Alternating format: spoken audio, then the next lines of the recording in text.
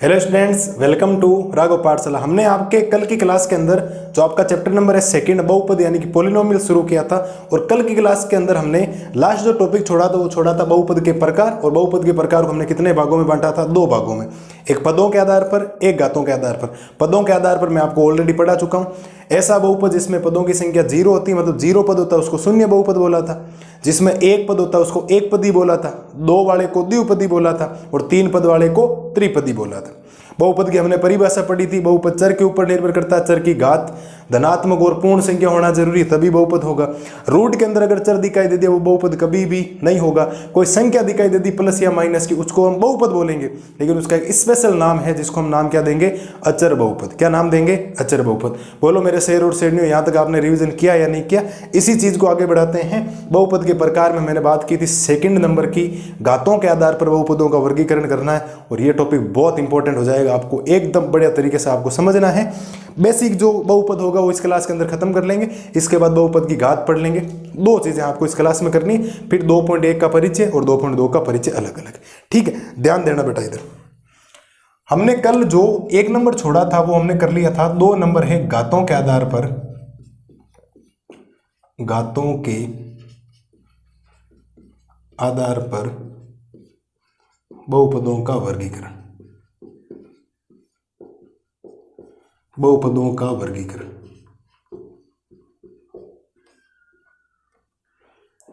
हमें second number point में पढ़ना है कि घातों के आधार पर बहुपदों का वर्गीकरण। आराम से धैर्य से एक एक प्रश्न, एक डेफिनेशन को ध्यान से समझेंगे। चार प्रकार मैंने आप में बताए थे: अचर बहुपद, रेखिक बहुपद, द्विघाती बहुपद और त्रिघाती बहुपद। चार हमें प्रकार पढ़ने, और सबसे इंपॉर्टेंट कौन था? द्विघाती बहुपद। वेरी वेरी इंपॉर्टेंट टॉपिक है। आप एकदम बढ़िया तरीके से शांत माहौल के अंदर एकदम चीजों को समझने का प्रयास करें, एक एक परिभाषा को सबको समझते हैं। पहला हम पढ़ेंगे आपके इसके अंदर, और वो है अचर बहुपद। कौन सा बहुपद? अचर बहुपद यानी कि कांस्टेंट पॉलिनोमियल्स।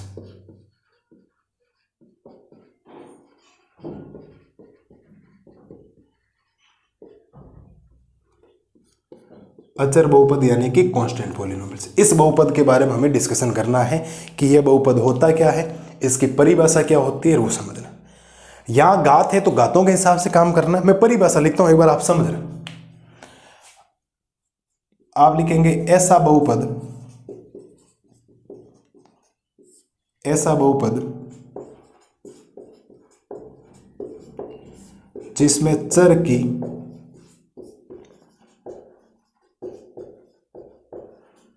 अधिकतम घातांक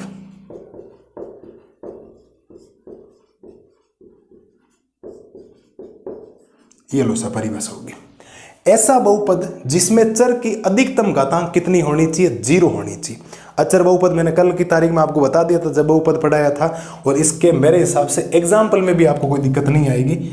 अगर आप एग्जाम्पल समझेंगे ध्यान से तो आप 3 लिख सकते हो, क्योंकि 3 है। यहाँ चर की घात जीरो है, क्योंकि चर आई ही नहीं, x की घात जीरो दिखाई दे रही। आपने कोई भी नंबर लिख दिया, आपने लिख दिया -100 लिख दिया, ये भी आपका एक अचर बहुपद है। आपने कोई दूसरी संख्या और लिख दिया, आपने लिख दिया 150 लिख दिया, ये भी कौन सा बहुपद है? एक अचर बहुपद है। बोलो मेरे शेर और शेरनियों, अचर बहुपद समझ में आया नहीं आया? अचर बहुपद का मतलब है जिसमें चर की अधिकतम घातांक कितनी होनी चाहिए? जीरो। कितनी होनी चाहिए? जीरो। अगर जीरो है तो अचर हो जाएगा, क्योंकि यहां पर भी x की घात जीरो है, यहां पर भी x की घात जीरो, यहां पर भी x की घात जीरो, इसके गुणा में x की घात जीरो। क्यों? क्योंकि अगर x की घात जीरो है तो उसकी वैल्यू कितनी हो जाएगी? एक को वापस 3 से गुणा करोगे तो आएगा 3, -100 से गुणा करोगे तो भी 100 आएगा, -100, 150 को 1 से गुणा करोगे तो भी क्या आएगा? 150 आएगा। तो आपको ये बात समझनी है कि अचर बहुपद होता है, कोई भी आपने संख्या लिखी, शून्य को छोड़कर अचर संख्या लिखनी दे रहे। जीरो मत लिखना, जीरो को हम शून्य बहुपद ऑलरेडी दे चुके हैं। बोलो मेरे शेर और शेरनियों, कोई दिक्कत है क्या? ठीक है साहब, पहला समझ में आ गया। अब है मेन दूसरा। दूसरा है आपके रेखिक बहुपद। कौन सा बहुपद? रेखिक बहुपद यानी कि लीनियर पॉलिनोमियल्स।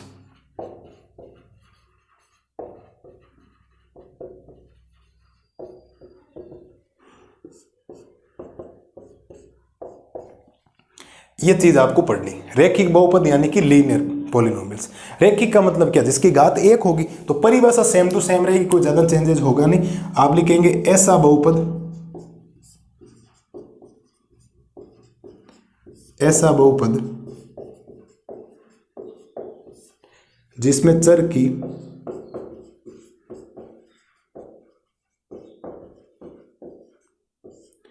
अधिकतम घातांक एक हो। अधिकतम घातांक कितनी हो, एक। मैं थोड़ा हाईलाइट कर देता हूं, इसमें अधिकतम घातांक कितनी थी 0, इसमें कितनी है 1। अगर 0 है तो अचर बहुपद बोलेंगे, कोई भी संख्या आप लिख सकते हो। यहां बहुपद में चर की अधिकतम घातांक कितनी होनी चाहिए, 1 होनी चाहिए। कुछ बातें और ध्यान रखनी इसके अंदर, इसका सामान्य रूप आपको याद रखना। इसका सामान्य रूप, इसका सामान्य रूप ax प्लस b होता है। इसका सामान्य रूप क्या होता है, ax प्लस b होता है। अब ये ax प्लस b क्या लिखा, ध्यान देना बेटा। ax प्लस b का मतलब है होता है, और तथा आपको एक बात हमेशा ध्यान रखनी, तथा a का मान यहां कभी क्या नहीं होना चाहिए, 0 नहीं होना चाहिए। a का मान क्या नहीं होना चाहिए, 0 नहीं होना चाहिए। अब ये सोचें, अगर आपने a की जगह 0 रख दिया तो आगे x को 0 से गुणा करो, 0 हो जाएगा, b बचेगा। b एक या अचर संख्या, अचर का मतलब तो अचर बहुपद हो जाएगा। और कुछ बातें और आप ध्यान रखना इसके अंदर, ये जो चीज लिखी गई इसके अंदर जहां करके लिख देना कि ये जो a है वो x का गुणांक है। क्या है बेटा, x का गुणांक, और b क्या है आपका एक अचर मान है। b ये क्या है, अचर है। बोलो मेरे शेर और शेरनियों, कोई दिक्कत है क्या? आपको क्या समझना, रैखिक बहुपद, अगर चर की आपको घात कितनी नजर आ रही है, 1 नजर आ रही है, उसको आप कौन सा बहुपद बोलेंगे, रैखिक बहुपद। इसका सामान्य रूप होता है ax प्लस b। ऐसा इसीलिए है क्योंकि यहां चर की घात कितनी है, 1 है, x की घात कितनी है 1, और यहाँ अचर लिखा है, यहाँ तो 0 है। आपको सर 0 भी है ना, नहीं, हम पढ़ रहे हैं किसी बहुपद की अधिकतम घातांक। कौन सी घातांक पढ़ रहे, अधिकतम। अधिकतम का मतलब होता है आपको हाईएस्ट वाली डिग्री आपको देखनी है, तो अधिकतम घातांक 1 है, तो इसको आप वो रैखिक बहुपद बोलेंगे। ये आपको ध्यान रखना। अब इसके उदाहरण थोड़े से समझना, आपकी करना क्या आपको एक्चुअल एग्जाम्पल ध्यान दें। आपको चर के विशेष तौर पर ध्यान रखना, या पद आप कितने भी ले सकते हो। जैसे देखो सुनो, एक बार एक मैं एग्जाम्पल लिखता हूं आपके सामने, 3x प्लस 4। बोलो साहब ये एक आपका रैखिक बहुपद है या नहीं? आपको सर कैसे, चर क्या है x, x की घात कितनी 1, और यहाँ चर की घात 1 है, तो जिसमें चर की घात 1 होती है उसको कौन सा बहुपद बोला जाता है, रैखिक बहुपद बोला जाता है। कौन सा बहुपद बोला जाता है, रैखिक बहुपद बोला जाता है। हमें अचर से कोई लेना देना नहीं। मैं यहाँ ऐसा भी लिख सकता हूं, मैं केवल 100x लिख दूं, यहाँ पर कितना लिख दूं, 100x लिख दूं, तो यहां पर भी चर की घात 1 थी, मुझे इसके गुणांक से कोई लेना देना नहीं। यहां x की घात कितनी है, 1 है, सब जगह कितनी घात है, 1 है। देखो यहां पर भी x की घात 1 है, यहां पर भी x की घात 1 है। तो लेकिन क्या मैं इससे इतना लिख सकता हूं, क्या मैं अगर कहीं लिख दूं 40 लिख दूं, तो 40 तो एक संख्या होगी, और संख्या होती है वो क्या हो जाएगी आपकी अचर बहुपद, क्योंकि यहाँ चर की घात कितनी है 0, और जिसमें चर की घात 0 होती है उसको कौन सा बहुपद बोला जाता है, अचर बहुपद बोला जाता है। हाँ मैं ऐसा लिख सकता हूं x माइनस 40 आदि। कितने भी उदाहरण हो सकते हैं। आप थोड़ा ध्यान ये रखें कि अगर आपको चर की घात कितनी नजर आ रही है, कितनी नजर आ रही है, चर की घात 1 नजर आ रही है, आप डिक्लेयर कर देना वो कौन सा बहुपद है बेटा, रैखिक बहुपद है। कौन सा बहुपद है, रैखिक बहुपद है। यहां चर की घात 1 है, रैखिक बहुपद है। यहां पर भी चर की घात 1 है, रैखिक बहुपद है। यहां पर भी चर की घात कितनी है, 1 है। कितनी है चर की घात, 1 है, तो ये भी कौन सा बहुपद है, रैखिक बहुपद है। थोड़ा आप समझने का प्रयास ये करना कि अगर आपको इस सवाल में पूछा जाए, इस सवाल में कि यहाँ पर a का मान कितना है, तो इस समीकरण के हिसाब से a होता है x का गुणांक। गुणांक का मतलब होता है जो x के गुणा में लिखा गया। तो यहाँ देखो बेटा, इस x के गुणा में कितना लिखा गया 3, तो यहाँ पर a का मान कितना है 3, और यहाँ b का मतलब हो जाएगा अचर, तो अचर कितना है 4। बात समझ में आई या नहीं आई? तो ये मतलब हो गया कि x का गुणांक हो गया a बराबर 3, और अचर हो गया b बराबर कितना 4 हो गया। ठीक है, आप जब इस सवाल में ध्यान देंगे तो यहाँ पर a का मान तो कितना है भाई, a का मान कितना 100x का गुणा, b का मान क्या अचर आया है क्या, नहीं, तो अचर जो नहीं आता उसकी वैल्यू हम कितनी मान लेंगे, 0 मान लेंगे। यहाँ वैल्यू क्या मान लेंगे, 0। बोलो समझ में आई या नहीं है? ये बातें भी आपको समझनी, क्योंकि यहाँ ax का गुणांक है। अभी जैसे ही आप द्विघात बहुपद पढ़ेंगे तो वहां x स्क्वायर का गुणांक हो जाएगा एक। धैर्य रखो, सब चीजें आपको बताऊंगा, टेम्परली ये चीज करनी है। यहाँ पर देखो यहाँ पर a का मान 1 है या नहीं, क्यों? क्योंकि x के आगे कुछ है ही नहीं, और जहाँ कुछ नहीं होता वहाँ कितना होता है? 1 होता है। और यहाँ पर b का जो मान आएगा वो आएगा -40। क्या आएगा? -40। वैल्यू प्लस है तो प्लस की लेनी है, माइनस है तो माइनस लेना, आपको चिन्ह सहित वैल्यू लेनी है, विदाउट साइन नहीं लेना, इस बात का ध्यान रखें। बोलो मेरे लालो लालियों, कोई दिक्कत है क्या यहाँ तक? अचर बहुपद और रैखिक बहुपद में किसी प्रकार की कोई समस्या आपको आई हो कि सर ये रैखिक बहुपद अचर बहुपद हमारे पल्ले नहीं पड़ा? अचर बहुपद का मतलब है चर की घात शून्य, कोई भी संख्या 0 को छोड़कर, चाहे प्लस की है चाहे माइनस की। रैखिक बहुपद चर की घात कितनी होनी चाहिए? 1। चर की घात कितनी होनी चाहिए? 1। और इसका सामान्य रूप होता है ax + b, और यहाँ a का मान कभी भी क्या नहीं होना चाहिए? 0, क्योंकि a 0 आ गया तो x खत्म हो जाएगा, खत्म नहीं कर सकते। घात तो आपको कितनी चाहिए? 1 चाहिए। और फिर लिखा है कि a क्या है? x का गुणा, और b क्या है? अचर। मैंने आपके सामने उदाहरण लिखे, यहाँ से a और b का मान बता दिया, यहाँ a और b है नहीं तो जो नहीं होता वो 0 होता है, और x के गुणांक में कितना होता है? 1। जहाँ कुछ नहीं है वहाँ गुणांक हो सकता है। गुणांक प्लस का भी हो सकता है, माइनस का भी हो सकता है। जो गुणांक होगा वो प्लस का भी हो सकता है और किसका हो सकता है? माइनस का हो सकता है। इस बात का विशेष तौर पर ध्यान रखें। तो घातों के आधार पर बहुपदों का वर्गीकरण हमने शुरू किया, और 2 परिभाषाएं हमने समझी कि अचर बहुपद क्या होता है और रैखिक बहुपद क्या होता है। और उम्मीद है कि रैखिक बहुपद और अचर बहुपद आपके एकदम दिमाग में बैठ गया होगा। कोई पूछे अचर बहुपद की घात कितनी होती है? 0। रैखिक बहुपद की घात कितनी होती है? 1। सारे में पॉइंट नोट डाल के लिखूंगा, नो टेंशन है। आपको पहले कंसेप्ट सीखना है और फिर उसके एग्जाम्पल सीखना, इस बात का ध्यान रखना। उम्मीद है अचर बहुपद और रैखिक बहुपद आपके एकदम क्लियर हो गया होगा। ध्यान से देखें, परिभाषाएं ध्यान रखें। अगली स्लाइड में करवाता हूं आपको द्विघात बहुपद और त्रिघात बहुपद, और सबसे इंपॉर्टेंट है द्विघात बहुपद। तो धैर्य से आप उस चीज को समझना, अगली स्लाइड के अंदर वो करते हैं। अब देखो हम पढ़ते हैं, तीसरा प्रकार था हमारा द्विघात बहुपद। हमने अभी 2 पढ़ लिए, अचर बहुपद पढ़ लिया और रैखिक बहुपद पढ़ लिया। और द्विघात बहुपद बेटा बहुत इंपॉर्टेंट है। क्यों? क्योंकि दूसरे चैप्टर में जो 2.2 प्रश्नावली है उसमें सारे जो सवाल आ रखे हैं वो सारे द्विघात बहुपद के आ रखे हैं। दूसरी बात, आपके एनसीईआरटी का 4था चैप्टर है द्विघात समीकरण, क्वाड्रेटिक इक्वेशंस। तो द्विघात समीकरण भी क्या है? उससे रिलेटेड है। तो द्विघात बहुपद आपको पढ़ना बहुत सिंपल हो जाता है कि आपको ध्यान रखना है कि तीसरा जो हम टाइप पढ़ेंगे, इसका तीसरा जो प्रकार पढ़ेंगे वो पढ़ेंगे द्विघात बहुपद। कौन सा बहुपद पढ़ेंगे? द्विघात बहुपद, जिसको आप क्वाड्रेटिक पॉलिनोमियल्स बोलेंगे। क्या बोलेंगे बेटा? Quadratic polynomials.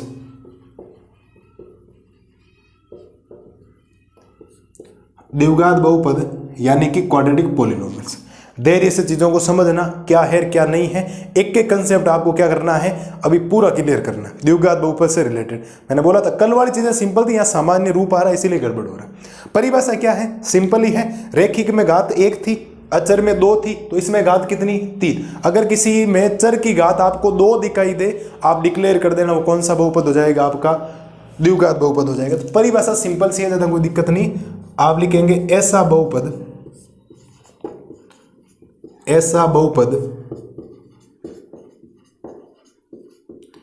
जिसमें चर की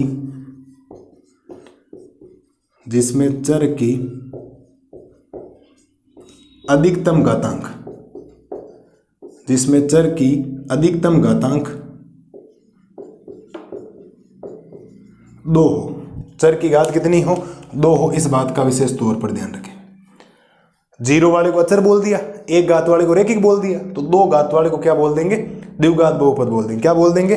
द्विघात बहुपद। सुने मेरी बात, अब इसका सामान्य रूप आपको बहुत इंपॉर्टेंट हो जाता है, ध्यान रखना, वेरी वेरी इंपॉर्टेंट। आप लिखेंगे इसका सामान्य रूप,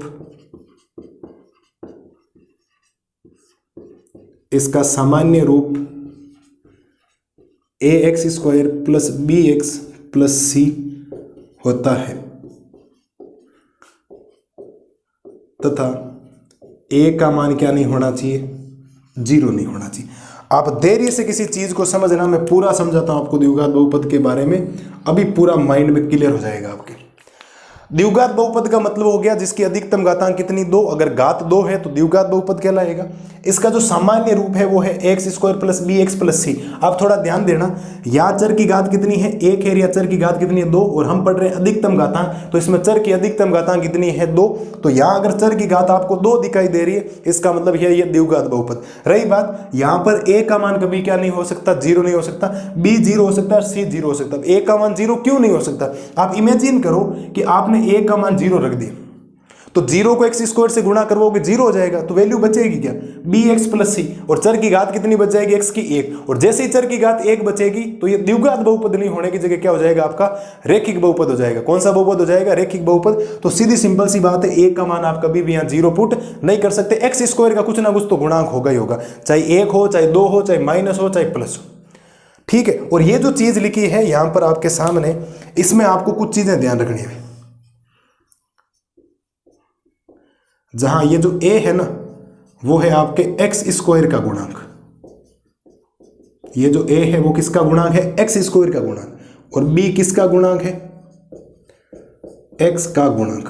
b किसका गुणांक है बेटा, x का गुणांक, और c के साथ कोई चर नहीं है, तो इसका मतलब ये क्या कहलाएगा, आपका अचर कहलाएगा। आप थोड़ा गौर करेंगे पहली वाली स्लाइड के ऊपर, तो वहां पर a था x का गुणांक और b था अचर, यहां a है x स्क्वायर का गुणांक और b है x का गुणांक और c क्या है, अचर है। तो पहले आपको बहुपद पहचानना है कि कौन सा, अगर रैखिक है तो फिर a x का गुणांक हो जाएगा और b अचर हो जाएगा, अगर द्विघात है तो a x स्क्वायर का गुणांक हो जाएगा, b x का गुणांक हो जाएगा और c क्या हो जाएगा, आपका अचर पद हो जाएगा। तो ये बातें आपको ध्यान रखनी। अब कुछ उदाहरण के माध्यम से हम चीजों को करते हैं कि एग्जाम्पल कैसे काम करेंगे, थोड़ा ध्यान देना। मैं एक उदाहरण लिखता हूं आपके सामने, 3x स्क्वायर माइनस का 4x प्लस का 10। मैंने आपके सामने एक उदाहरण रखा है, 3x स्क्वायर माइनस का 4x प्लस का 10। यहां चर की घात कितनी दिखाई दे रही है आपको, आप कहेंगे सर चर की घात यहाँ 1 है और यहाँ कितनी है 2, तो अधिकतम कितनी है 2, और जिसमें चर की अधिकतम घातांक कितनी हो 2 हो, उसको कौन सा बहुपद बोला जाता है, द्विघात बहुपद बोला जाता है। क्या मैं इसका एग्जाम्पल ऐसा नहीं लिख सकता क्या, माइनस का 100x स्क्वायर और माइनस का 4 लिख दूं। मैं इसका एक एग्जाम्पल लिख सकता हूं 10x स्क्वायर प्लस का 6x लिख सकता हूं। मैं एक एग्जाम्पल लिख सकता हूं इसके अंदर 20x, केवल 20x, और आधी लिख देता हूं 20x स्क्वायर। देखो सब जगह चर की अधिकतम घात 2 है, यानी यहां पर भी चर की घात अधिकतम है 2 तो द्विघात हो गया, यहां पर भी चर की घात 2 है तो द्विघात हो गया, यहां पर भी चर की घात 2 है तो ये भी कौन सा हो गया, द्विघात हो गया। लेकिन जब हम इसके ABC के मान निकालने जाएंगे, a का मान क्या होगा, b का मान क्या होगा और c का मान क्या होगा, तब दिक्कत आएगी केवल। लेकिन मुझे एक बात बता कि मैं कह रहा हूं a का मान तो कभी क्या नहीं हो सकता, 0 नहीं हो सकता, तो इस a यानी x स्क्वायर का गुणांक कुछ ना कुछ तो होगा, या तो 1 हो जाएगा, या प्लस का हो सकता है, या क्या हो सकता है, माइनस का हो सकता है। हाँ b और c आपका कुछ भी हो सकता है, b हो तो ठीक, नहीं हो तो भी ठीक, चल जाएगा। अब ध्यान देना पहले सवाल के अंदर, इस पहले सवाल में अगर आप ध्यान देंगे तो मैं एक काम करता हूं, सब सवालों को अलग अलग बांट देता हूं आपके सामने। इस सवाल में a का मान क्या होगा, जो x स्क्वायर का गुणांक, x स्क्वायर का गुणांक कितना हो गया 3। b का मान क्या होगा, जो x का गुणांक, x के आगे कितना लिख रखा है माइनस का 4, आपको चिन्ह सहित लेना, माइनस है तो माइनस, प्लस है तो प्लस, और c अचर कितना हो गया 10। बोलो मेरे शेर और शेरनी, आप क्या ABC पहचान लेंगे, और जरूरी है ABC पहचानना, वरना हम 2.2 के अंदर जो पहला सवाल करेंगे वहां आपको सत्यता की जांच करनी पड़ेगी। तो वहां पर पहले आपको जो सवाल दे रखा होगा उसमें a का मान, b का मान और c का मान निकालना पड़ेगा। अगर वो a का मान, b का मान और c का मान आपको पता नहीं लगा तो फिर वो सत्यता की जांच अधूरी रह जाएगी। 2 नंबर का सवाल आएगा, 1 नंबर आपके अधूरा रह जाएगा, ध्यान रखना। 3 नंबर का आए तो 1 नंबर अधूरा रह जाएगा, अगर वो सत्यता की जांच आपने पूरी नहीं की तो। सत्यता की जांच के लिए पहली शर्त है कि आपको ABC पहचानना आना चाहिए। a का मतलब x स्क्वायर का गुणांक, b का मतलब x का गुणांक, c का मतलब अचर। ये कब होता है, जब ये द्विघात बहुपद हो, वरना अगर रैखिक बहुपद की बात करेंगे तो ax का गुणांक होता है, b अचर होता है। लेकिन जैसे मैं त्रिघात में आऊंगा तो ABC वहां पर भी चेंज हो, वहां d आएगा अचर पद में। तो सवाल को पहले समझना है कि द्विघात या त्रिघात। आपके जितने भी सवाल हैं सब के सब द्विघात बहुपद की हैं, बाहर से नहीं है, तो आपको थोड़ा ध्यान रखना है। यहाँ हमने ABC बता दी इस सवाल के अंदर, और ये बहुत इंपॉर्टेंट है, ध्यान रखना। मैंने आपको पहले ही बोल दिया था, वेरी वेरी इंपॉर्टेंट लगा लेना इस चीज को। इसके अंदर ध्यान दो, इसके अंदर a का मान क्या -100 नहीं है क्या, क्योंकि x स्क्वायर का गुणांक -100 है। b का मान, b क्या होता है, x का गुणांक, कहीं x का पद आया है क्या, नहीं आया, इसका मतलब b का मान यहाँ कितना है 0, और c है अचर, अचर का मतलब हो गया -4। c है अचर तो अचर का मतलब हो गया -4, अचर कितना दिखाई दे रहा है -4। आगे वाले सवाल में आओ, a का मान 10 नहीं है क्या, है बिल्कुल x स्क्वायर का गुणांक। b का मान x का गुणांक कितना है 6, अचर पद दिखाई दे रहा है क्या बेटा, नहीं दिखाई दे रहा है, इसका मतलब अचर पद कितना हो गया 0 हो सकता है। तो देखो कभी b 0 हो रहा है, कभी c 0 हो रहा है, लेकिन a का मान तो कुछ ना कुछ आ रहा है ना, क्योंकि a तो आना चाहिए, x स्क्वायर का गुणांक तो कुछ ना कुछ मिलेगा, क्योंकि अगर x स्क्वायर का गुणांक ही नहीं मिला तो x का गुणांक मिलने से तो रैखिक बहुपद हो जाएगा, हमें चाहिए द्विघात बहुपद। यहाँ ध्यान देना, यहाँ a का मतलब हो जाएगा x स्क्वायर का गुणांक कितना है 20, b आया नहीं x, तो 0 और सी भी कितना 0। बोलो मेरे शेर और शेरनियों, ये द्विघात बहुपद नाम का एक टॉपिक है जो बड़ा सिंपल सा है, लोगों को हार्ड लगता है। क्या आपके लिए इजी हुआ या नहीं हुआ? बोलो हाँ या ना, अरे बोलो यस और नो। आप कहेंगे यस सर, बिल्कुल चीज सिंपल सी हो रही है। मैंने एक पूरी स्लाइड के अंदर आपको द्विघात बहुपद समझाने की कोशिश की है, क्योंकि सवाल 100% यहां से आएगा। 100% सवाल यहां से आएगा। द्विघात बहुपद का मतलब जिसकी घात कितनी? 2 घात होगी। इसका सामान्य रूप होता है ax² plus bx plus c। a क्या होता है? x² का गुणक, b क्या होता है? x का गुणक, c हो गया अचर। और a का मान कभी भी क्या नहीं होना चाहिए? 0। a not equal to 0। जैसे हमने परी में और ए परी में लिखा था q not equal to 0। q की जगह आप 0 नहीं रख सकते, बाकी कुछ भी रख सकते हो। वैसे ही मैं कह रहा हूं a की जगह आप 0 नहीं रख सकते, बाकी प्लस का और माइनस का कोई भी मान रख सकता। माइनस का आ गया, प्लस का आ गया, प्लस का आ गया, प्लस का आ गया, कोई दिक्कत नहीं। रही बात b का मान भले 0, यहां चर की अधिकतम घातांक 2 है तो द्विघात हो गया। यहां पर भी 2 है, द्विघात हो गया। यहां पर भी 2 है, द्विघात हो गया। यहां पर भी घात 2 है, द्विघात हो गया। बाकी हमें b और c से इसमें कोई लेना देना नहीं है। तो मुझे जो पद चाहिए वो चाहिए x² वाला। कौन सा पद चाहिए? x² वाला। अगर x² का पद आ रखा है इसका मतलब वो द्विघात है, और अगर x² का पद नहीं आ रखा, x का पद आ रखा इसका मतलब वो रैखिक है, और अगर x का पद नहीं आ रखा, केवल अचर आ रखा इसका मतलब वो अचर बहुपद है। बोलो मेरे लाल और लालियों, कोई दिक्कत है क्या इस सवाल में? मेरे हिसाब से जो ये द्विघात बहुपद है इसमें कोई दिक्कत आपको नहीं होनी चाहिए। एक बार आराम से देखें, किसी चीज को बहुपद जिसमें चर की अधिकतम घातांक 2 होनी चाहिए, सामान्य रूप ये होता है। एग्जाम्पल मैंने आपको समझा दिए, ABC आपको पहचानने आने चाहिए। एक का मतलब जो x² के आगे लिख रखा चिन्ह सहित लेना, b का मतलब जो x के आगे लिख रखा, c का मतलब अचर। अगर x और अचर आया नहीं है तो उसको परमानेंट क्या ले लो? 0 ले लो। लेकिन यहां x के आगे अगर कुछ नहीं लिख रखा है, x² के आगे, वहां आपको 1 लेना, हमेशा प्लस का 1, क्योंकि हर संख्या गुणा में कितना होता है? 1 होता है। लेकिन अगर जो पद आई ही नहीं है पूरा, वो पद हमेशा ही कौन सा होगा? 0 पद होगा। बोलो मेरे शेर और शेरनियों, कोई दिक्कत है क्या? मेरे हिसाब से घातों के आधार पर बहुपदों के वर्गीकरण में द्विघात बहुपद में आपको कोई दिक्कत नहीं होनी चाहिए। एक अगला हेडिंग और बचेगा, त्रिघात बहुपद, फिर ये बहुपदों का वर्गीकरण क्या हो जाएगा? आपके खत्म हो जाएगा। तो वीडियो में देरी बना के रखना, इस चीज को एकदम ध्यान से देखो। अगली स्लाइड के अंदर करवाता हूं त्रिघात बहुपद। अब देखो हम पढ़ते हैं त्रिघात बहुपद। अभी हमने अचर पढ़ लिया, रैखिक पढ़ लिया और द्विघात पढ़ लिया, और द्विघात उम्मीद है कि आपको समझ में आ गया होगा। अब पढ़ते हैं लास्ट जो आपका टॉपिक है, जो टाइप है, उसमें पढ़ते हैं नंबर 4, त्रिघात बहुपद। कौन सा बहुपद बेटा? त्रिघात बहुपद, यानी कि जिसको आप क्यूबिक पॉलिनोमियल्स बोलते हैं।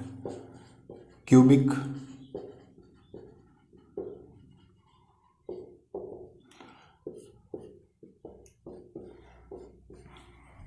हम पढ़ेंगे त्रिघात बहुपद।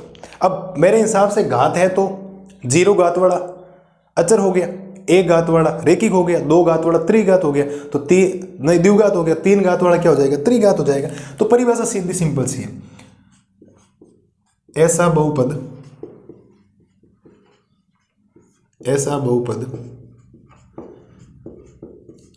जिसमें चर की अधिकतम घातांक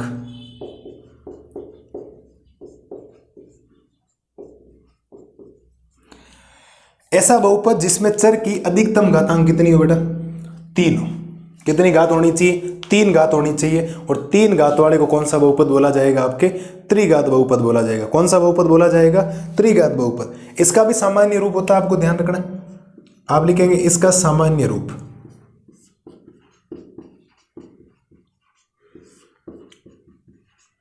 इसका सामान्य रूप ax³ plus bx² plus cx plus d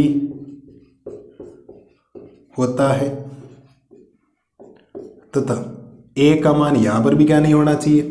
0 नहीं होना चाहिए। आप समझना पहले मैं क्या कह रहा हूं, आप पूरी चीज को एकदम क्लियर समझें, उसके बाद आप कोई काम करना। समझते हुए बाद में लिख लेना, लिखने के लिए आप वीडियो पॉज करके लिख लेना। होता क्या? चर की अधिकतम घात कितनी होती? त्रिघात बहुपद हो गया, ठीक है साहब। इसका सामान्य रूप होता है ax³ plus bx² plus cx plus d। देखो चर की अधिकतम घातांक कितनी है? 3। और अगर चर की अधिकतम घातांक 3 है, इसका मतलब वो कौन सा बहुपद होगा? त्रिघात बहुपद होगा। कौन सा बहुपद होगा? त्रिघात बहुपद। और a का मान क्या नहीं होना चाहिए? 0। सपोज दैट a का मान आपने 0 रख दिया तो ये पूरी वैल्यू 0 बन जाएगी, बचेगा कि x²। और जैसे ही आपके पास x² बचेगा, चर की घात कितनी आ गई? 2। और जैसे ही 2 घात दिखाई देगी, वो त्रिघात बहुपद नहीं हो गया, वो कौन सा बहुपद हो जाएगा? द्विघात हो जाएगा। कौन सा बहुपद हो जाएगा? द्विघात हो जाएगा। कुछ बातें आपको ध्यान रखनी है यहाँ पर। आप कहेंगे सर कौन सी? जहाँ a जो है वो किसका गुणांक है? एक्स क्यूब का गुणांक। इस बार एक्स क्यूब के गुणा में है तो एक्स क्यूब का गुणांक हो जाएगा। b किसका गुणांक है? एक्स स्क्वायर का गुणांक। c किसका गुणांक है? x का गुणांक। और d क्या है आपका? अचर। बोलो मेरे शेर और शेरनियों, कोई दिक्कत है क्या? सीधी सिंपल सी बात है। a का मतलब एक्स क्यूब का गुणा, b का मतलब एक्स स्क्वायर का गुणा, c का मतलब x का गुणा और d क्या हो गया? अचर हो गया। कुछ एग्जाम्पल आपको लिखने और उसके बाद ज़्यादा कोई टाइम लगेगा भी नहीं इसके अंदर। आप उदाहरण समझ लें इसके, ध्यान देना उदाहरण के अंदर। मैंने लिख दिया 10x cube minus 2x square plus का 3x माइनस का 4। ये आपके सामने लिखा हुआ है। देखो चर की घात कितनी है? 3। और अगर यहाँ चर की घात 3 है, इसका मतलब बहुपद की घात कितनी है? 3। और बहुपद की घात अगर 3 है तो 3 वाले को क्या बोला जाता है? त्रिघात बहुपद। कौन सा बहुपद बोला जाता है? त्रिघात बहुपद। बोलो मेरे लाल और लालियों, शेर और शेरनियों, कोई दिक्कत है क्या? मेरे हिसाब से कोई दिक्कत नहीं हो। आप कोई भी एग्जाम्पल लिख सकते हैं। आप केवल इसमें लिख सकते हैं 100x क्यूब, इतना भी लिख सकते हैं आदि करके। आप कहोगे सर कैसे? मुझे एक बात बताओ, इसमें a का मान 10 है, b का मान -2 है, c का मान 3 है, d का मान -4 है। इसमें a का मान 100 है, b का मान 0 है, c का मान भी 0 है, d का मान भी 0 है। क्यों? क्योंकि एक्स स्क्वायर वाला पद भी नहीं आया, x वाला पद भी नहीं आया और अचर वाला पद भी नहीं आया। और जो पद नहीं आते उसकी पूरी की वैल्यू कितनी होती है? 0 होती है। बोलो मेरे शेर और शेरनियों, त्रिघात बहुपद में कोई दिक्कत है क्या? घात कितनी होनी चाहिए? 3। तो मैं वापस रिपीट कर दूं, 0 घात वाले को अचर बहुपद, 1 घात वाले को रैखिक, 2 घात वाले को द्विघात। a क्या होता है? एक्स स्क्वायर का गुणांक, b क्या होता है? x का गुणांक, c होता है अचर, यहाँ एक जो है वो एक्स क्यूब का गुणांक है। ऐसा बहुपद जिसमें चर की घात कितनी हो? 3। 3 वाले को क्या बोला जाएगा? त्रिघात बहुपद बोला जाएगा। क्या बहुपद बोला जाएगा? त्रिघात बहुपद। एक बात आप सुनना, नोट के अंदर ध्यान रखना। नोट के अंदर आपको क्या ध्यान रखना? नोट के अंदर ध्यान रखना है कि आपको कुछ अगर घात या 3 आ रखी है ठीक है। अगर आपके पास ऐसा कोई सवाल आ गया, सपोज दैट हो गया 3x स्क्वायर प्लस x की घात 10 प्लस 4x क्यूब, तो यहाँ तो चर की अधिकतम घातांक कितनी? 10 है ना। तो ये दसम बहुपद तो हो नहीं सकता, तो इसको क्या बोला जाएगा? तो इसको केवल और केवल क्या बोला जाएगा? बहुपद बोला जाएगा। क्या बोला जाएगा? बहुपद। वैसे ही घात भी हम 3 तक बता सकते हैं, और अगर पद भी 3 है तो हम त्रिपदी बहुपद बोलते हैं। 3 से ज्यादा पद आ रहे हैं या 3 से ज्यादा घात आ रही तो उसको क्या बोला जाएगा? वो मैं लिख रहा हूं। यदि किसी बहुपद में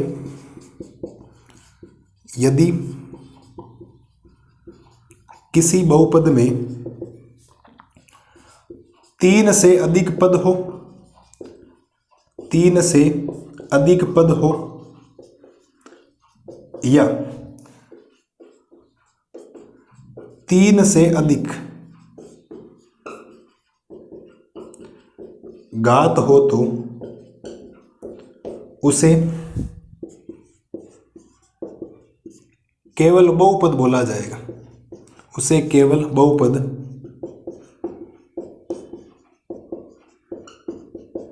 बोला जाएगा।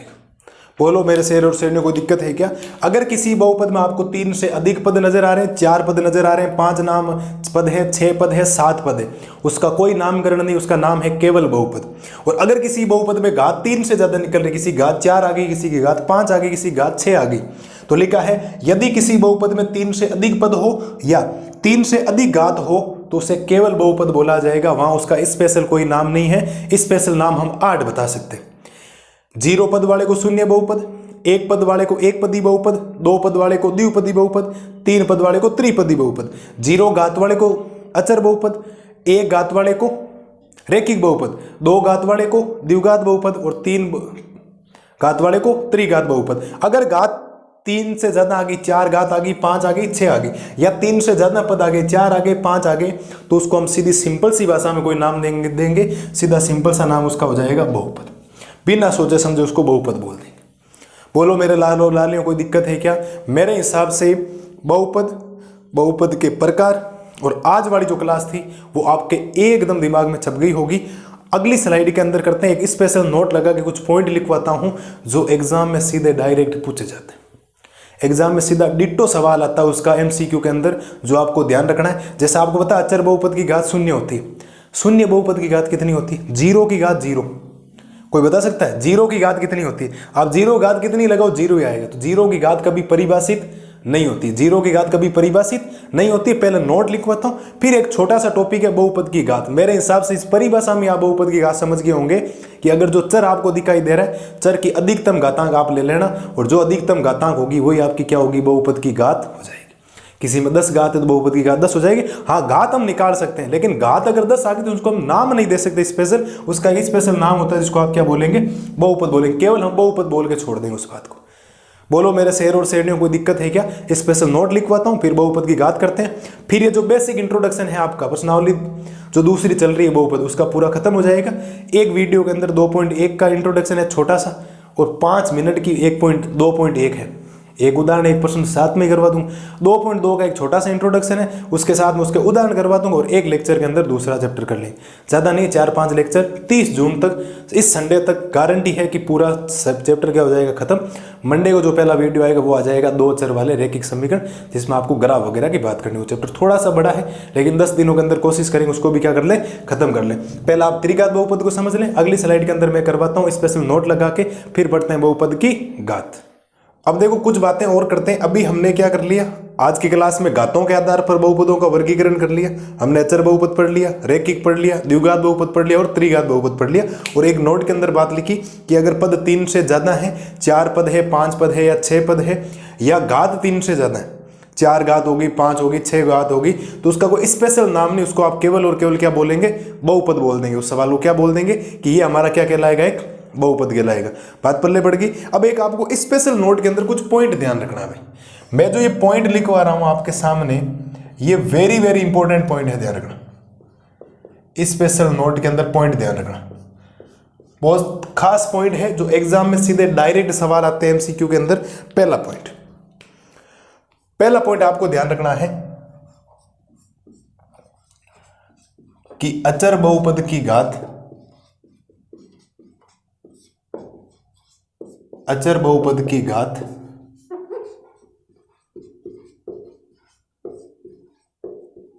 कितनी होती है? 1 होती है। अब आपको सर ये तो हमें पता है, 1 होती है क्या? नहीं बेटा, अचर बहुपद की घात कितनी होती है? 0 होती है। अभी लिखवाया था ना आपको, आप 1 क्यों बोल रहे हो? अचर बहुपद की घात कितनी होती है? 0 होती है। आपको सर ये तो पता है, ध्यान रखना। अचर बहुपद की घात 0, रैखिक की 1, द्विघात की 2 और त्रिघात की कितनी हो गई? 3 हो गई। ये पॉइंट आपको थोड़ा ध्यान रखना है स्पेशल अलग से। दूसरा पॉइंट,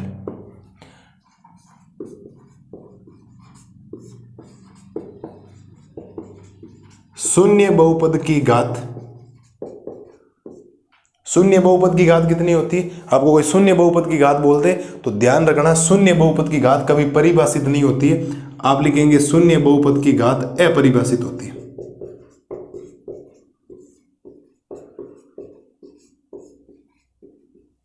शून्य बहुपद की घात क्या होती है? अपरिभाषित होती है। इस बात का विशेष तौर पर ध्यान रखें।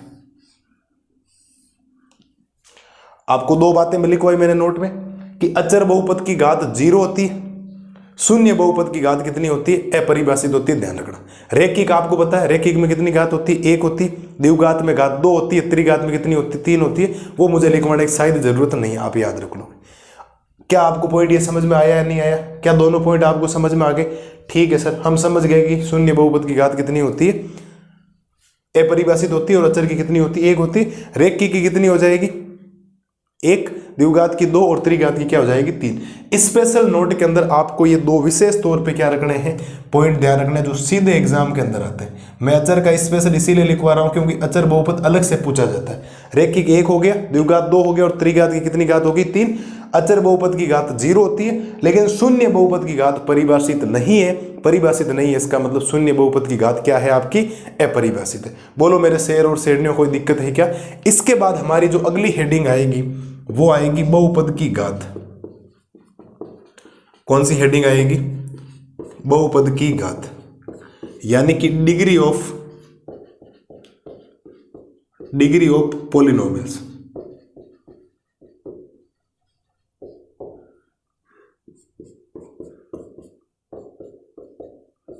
ये हमें पढ़ना। कि बहुपद की घात कैसे ज्ञात करते। अब घात आपको पता है, मुझे तो एक केवल सिंपल सी परिभाषा लिखवानी है कि घात निकालते कैसे।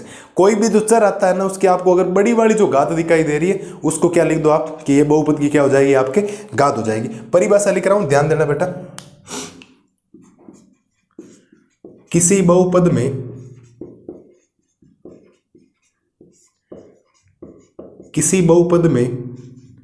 उपस्थित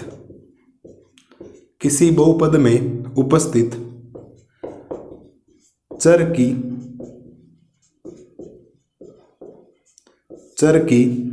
अधिकतम घातांक को बहुपद की घात कहते हैं। चर की कौन सी घात लेनी है बेटा, कौन सी घातांक, अधिकतम घातांक। अगर आपको कोई भी बहुपद दिखाई दे रहा है और बहुपद की अगर आपने अधिकतम घात ली, चर की क्या लेनी, अधिकतम घातांक। और अगर आपने चर की अधिकतम घातांक ले ली और जो ये चर की अधिकतम घात होगी वही आपकी क्या होगी, बहुपद की घात होगी। परिभाषा आपको समझ में आ गई होगी। इसके आप एग्जाम्पल समझ लें। एग्जाम्पल के अंदर अगर आपको पहला कोई सवाल बोल दिया जाए कि 3x² प्लस का 4x प्लस x की घात 5 माइनस का 10, ये आपके सामने एक सवाल है। और इस सवाल में अगर आपसे उत्तर पूछा जाए कि इसके अंदर बहुपद की घात क्या है, बहुपद की घात आपको क्या करनी है, बतानी। तो आपको बोला था कि क्या लिखा हुआ है, किसी बहुपद में उपस्थित चर की अधिकतम घातांक को बहुपद की क्या बोलते हैं, घात बोलते हैं। अगर आपके पास जो चर है, चर की घात देखो बेटा, यहां चर की घात कितनी है, 2, यहां चर की घात है 1, यहां चर की घात है 5। तो 1 2 घात आई है, 1 आई है, 1 आई है 5। तो अधिकतम घातांक कितनी है, 5। तो यहां पर बहुपद की घात भी कितनी होगी, 5 होगी। तो यहां बहुपद की घात भी कितनी हो जाएगी, 5। तो इस सवाल में जो बहुपद की घात आई है वो कितनी आ जाएगी, 5। बोलो मेरे शेर और शेरनियों, कोई दिक्कत है क्या इसके अंदर? आप कहेंगे सर कोई दिक्कत नहीं। दूसरा एग्जाम्पल आपने लिख दिया 6x plus 3x² minus 100x की घात 6 प्लस x की घात 1। ये आपके सामने एक आ गया सवाल। और इस सवाल के अंदर आपसे पूछा जाए कि बहुपद की घात कितनी, क्या पूछा जाए आपसे कि इसके अंदर आपको बताना है कि बहुपद की क्या है घात। अगर आपको बताना तो आप क्या बोलेंगे, आप बोलेंगे सर यहाँ चर की घात 1 है। चलो मैं यहाँ काम करता हूँ, यहाँ चर की घात 4 कर देता हूँ, कोई फर्क नहीं पड़ रहा कितनी कर दो, यहाँ 4 कर दी मैंने।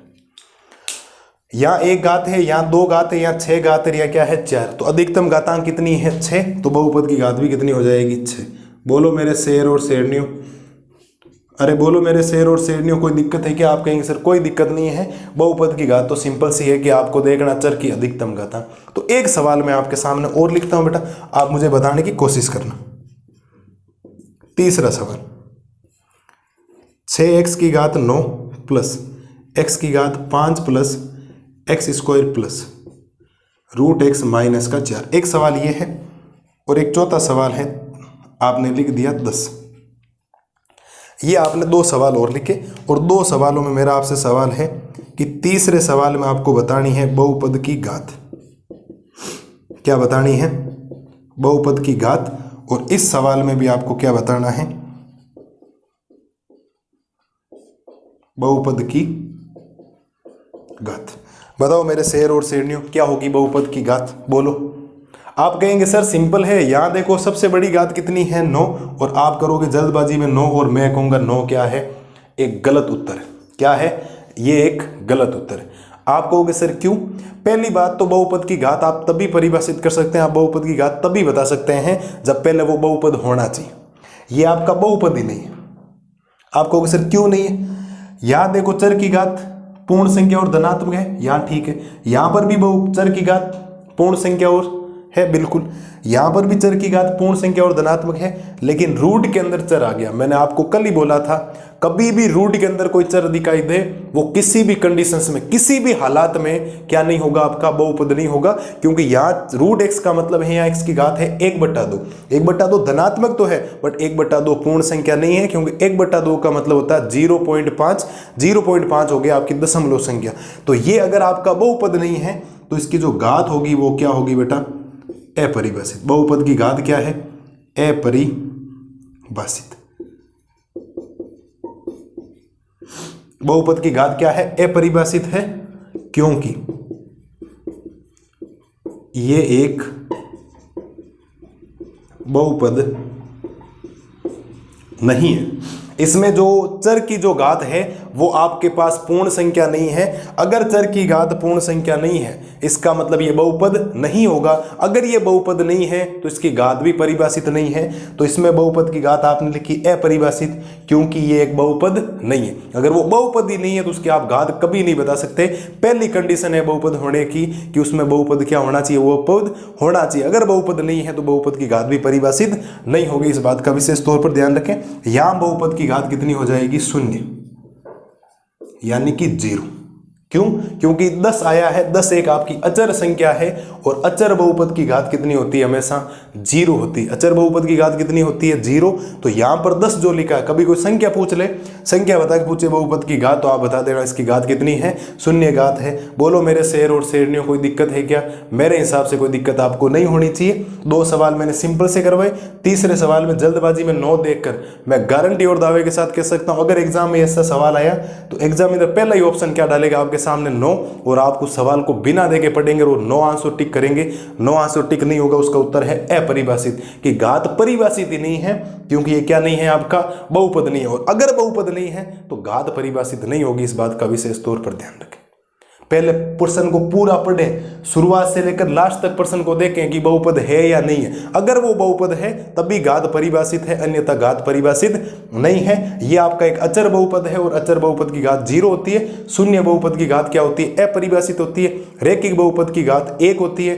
द्विघात बहुपद की घात 2 होती है और त्रिघात बहुपद की घात क्या होती है, 3 होती है। इसी कड़ी के साथ ये आपका जो आज का लेक्चर है वो हम खत्म करते हैं। उम्मीद है आपको बहुपद, बहुपद के प्रकार, घातों के आधार पर और पदों के आधार पर कल की क्लास और आज की क्लास में समझ में आ गए होंगे। ये नोट समझ में आ गया होगा। दोनों पॉइंट बहुत इंपॉर्टेंट है, ध्यान रखना। मैंने यहाँ केवल अचर बहुपद और शून्य बहुपद लिखा, आप रैखिक, द्विघात और त्रिघात याद रखना। रैखिक की 1, द्विघात की 2 और त्रिघात की 3 घात होती है। और फिर बहुपद की घात हमने पढ़ा है। बहुपद की घात का सीधा सिंपल सा मतलब है, जो भी आपके सामने एक बहुपद लिख रखा है उस बहुपद में सबसे बड़ी घात कितनी लगा रखी है। जो बड़ी घात होगी वो एक्चुअल में क्या होगा, आपका बहुपद की घात हो जाएगी। अगर बहुपद है ही नहीं तो बहुपद की घात कभी परिभाषित नहीं होगी। इसी वाणी के साथ आपके सामने 4 एग्जाम्पल मैंने लिखे। ये वीडियो यही समाप्त करते हैं। मिलते हैं कल की क्लास में प्रश्नावली 2.1 का परिचय लेकर। तब तक आप मस्त रहिए, स्वस्थ रहिए और इन सब चीज़ों का रिवीजन कर लीजिए। Thank you.